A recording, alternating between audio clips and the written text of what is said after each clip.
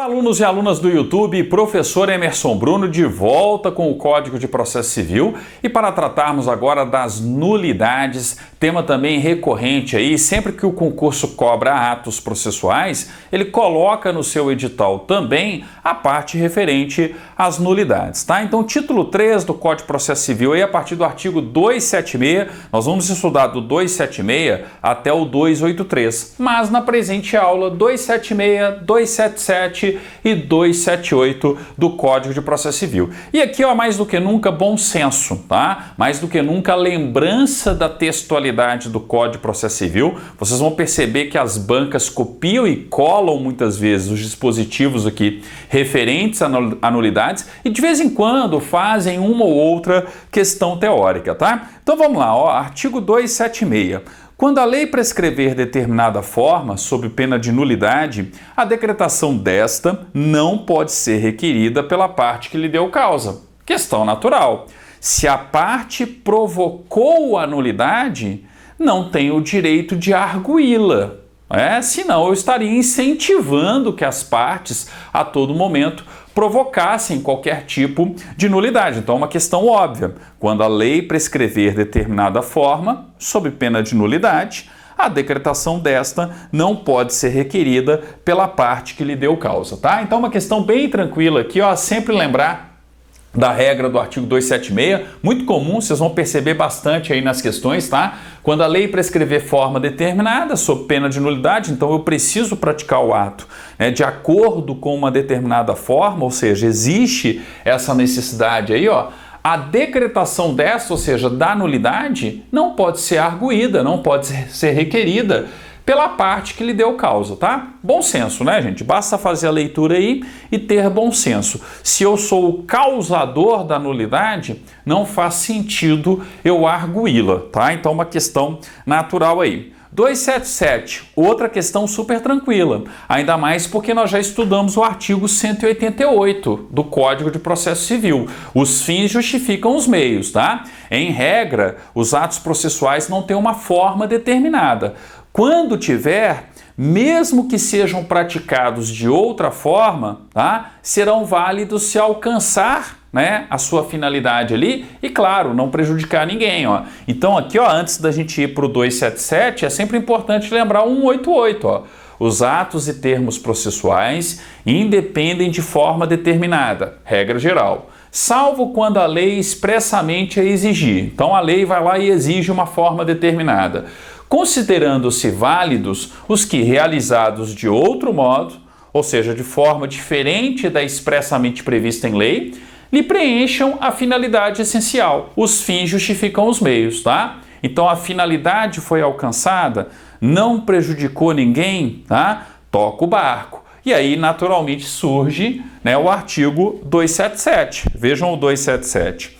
Quando a lei prescrever determinada forma, o juiz considerará válido o ato se, realizado de outro modo, lhe alcançar a finalidade. Está falando a mesma coisa. Percebam que, né, o 277 é praticamente a mesma interpretação do 188. Quando a lei prescrever determinada forma, o juiz vai considerar o quê? Válido. Aí vem a banca aqui e coloca inválido, tá? Considerará válido. Se realizado de outro modo, lhe alcançar a finalidade. Como eu já tinha dito lá na aula do artigo 188, lembra que, ó, os fins justificam os meios, desde que não cause, né, nenhum tipo de prejuízo aí às partes no âmbito da relação processual.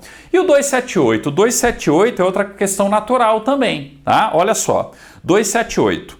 A nulidade dos atos deve ser alegada na primeira oportunidade em que couber à parte falar nos autos, sob pena de preclusão, ou seja, de perder a faculdade para praticar o ato processual. Tá? Então eu tenho que justamente arguir essa nulidade no primeiro momento em que me couber falar nos autos. Se eu não fizer isso, precluiu. Eu não posso alegá-la posteriormente. Ou seja, eu tenho que fazer naquele momento. Se eu deixar passar aquele momento, eu não posso mais arguir a nulidade, ou seja, vai ter a preclusão da arguição de nulidade. Então, a nulidade dos atos deve ser alegada na primeira oportunidade em que couber à parte falar nos autos, sob pena de preclusão. Agora, o detalhezinho também importante, né? Aqui, ó, eu estou falando da chamada nulidade relativa.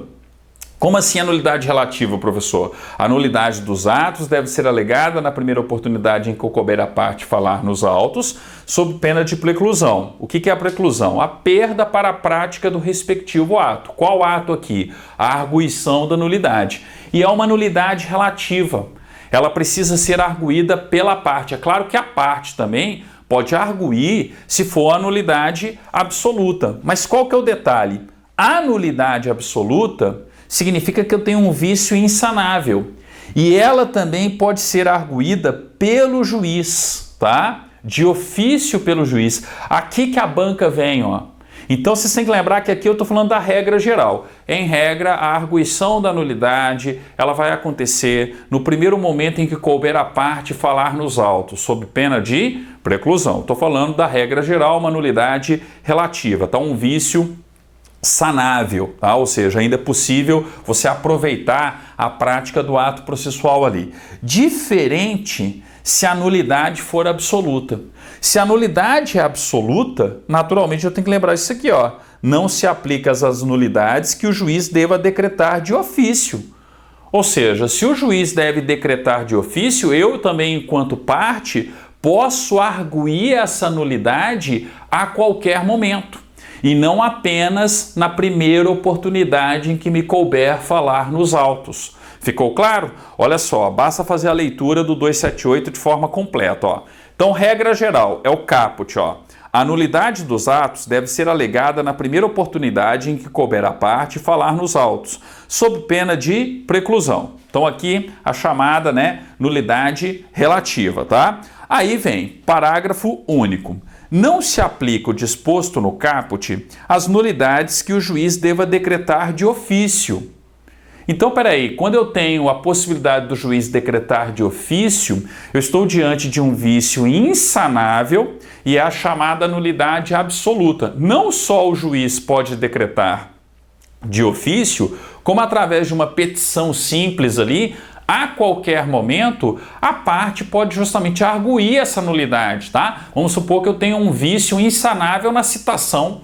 É uma nulidade absoluta, tá? Então, a partir do momento que isso acontece, tanto o juiz de ofício pode fazer aí a decretação da nulidade, como a parte, a qualquer momento, e não na primeira oportunidade que lhe couber falar nos autos, tá? Mas a parte, a qualquer momento, pode promover a arguição da nulidade, tá? Então, ó, não se aplica o disposto no caput às nulidades que o juiz deva decretar de ofício. Ou seja, eu não preciso me manifestar na primeira oportunidade. Eu posso arguir isso a qualquer momento. Nem prevalece a preclusão, provando a parte legítimo impedimento. Ó, mesmo quando for numa nulidade relativa, não vai prevalecer a preclusão quando a parte provar legítimo impedimento. Uma questão de justa causa, uma questão de legítimo impedimento, tá? Então é só guardar o esqueminha aqui, ó. Em regra, eu estou falando da nulidade relativa. Quando eu falo da nulidade relativa, o vício é sanável, tá? E aí, naturalmente, como não é algo tão grave, você tem um tempo, você tem um momento para você arguir essa nulidade relativa. Qual que é este momento, professor? Na primeira oportunidade que couber a parte falar nos autos. Não arguiu? Preclusão, tá? Um abraço. Não posso arguir mais a respectiva nulidade, tá? Ah, mas tem um detalhe, professor. Não é um vício sanável, é um vício insanável. Estamos diante de uma nulidade absoluta, tá? Opa, se é uma nulidade absoluta, não se aplica a regra de arguição na primeira oportunidade. Pode ser a qualquer momento. E tem um outro detalhe, né?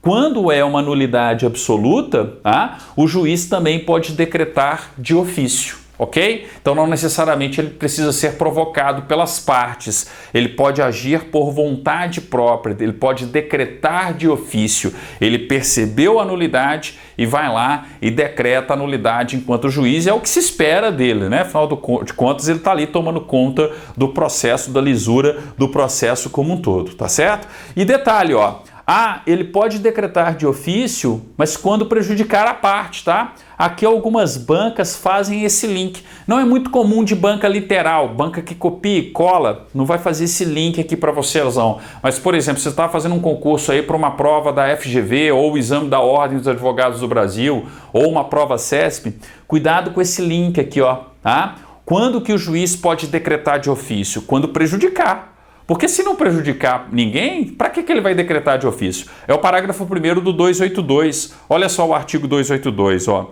Ao pronunciar a nulidade, o juiz declarará que atos são atingidos e ordenará as providências necessárias a fim de que sejam repetidos ou retificados. Aproveita o que dá para aproveitar e determina a prática de novos atos ou a correção daqueles vícios que sejam sanáveis. Ah, mas e se for insanável? Parágrafo 1º, ó. O ato não será repetido, nem sua falta será suprida quando não prejudicar a parte. Toca o barco. Não prejudicou ninguém. Se não prejudicou ninguém, para que o juiz mesmo de ofício vai decretar a nulidade, tá? Uma questão lógica também, pensando aqui na eficiência, na economia processual, né? No princípio da razoável duração do processo, que a gente estuda lá na Constituição, no artigo 5º, inciso 78, tá certo? Então, ó, não se aplica às nulidades que o juiz deva decretar de ofício, a regra do caput.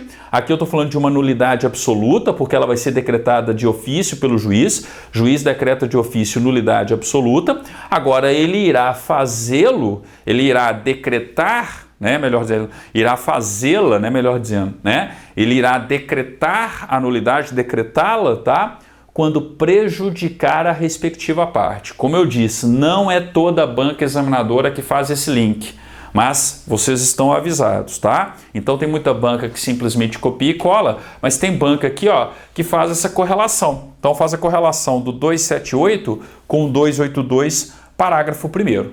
Compreenderam? Ah? Então, ó, atenção, pontos importantes sobre a matéria nulidades, tá? No nosso próximo vídeo, a gente vai falar aí do artigo 279, tá? Do artigo 280 e também do 281, tá? Um abraço, até o nosso próximo encontro, então, dando continuidade às nossas aulas de Direito Processual Civil.